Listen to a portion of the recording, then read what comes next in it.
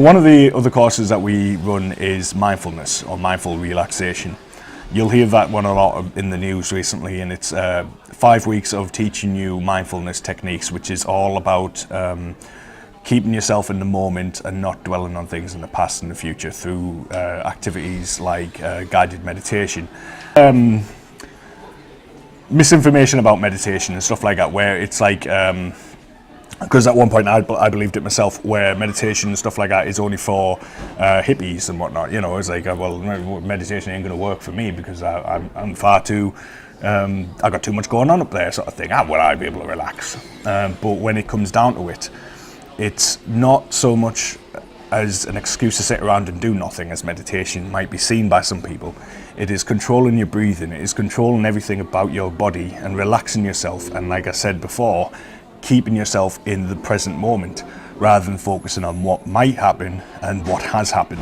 When I did mindfulness the first time, I completed the course, be about 2 years ago now, was when I went through the courses myself, and I didn't find a use for mindfulness until about 9 months after I took the course, when I found myself in a waiting room going for, essentially there was a very important decision being made, and I was sat and I was waiting, and it was a new place I've never been in. I was incredibly anxious, and I decided to focus on a sign on the wall, which I believe was a fire escape procedures sign, and I focused on it. I focused on everything about the colours, the shade, and everything about it, to the point that I managed to stop myself from shaking, to pass the time,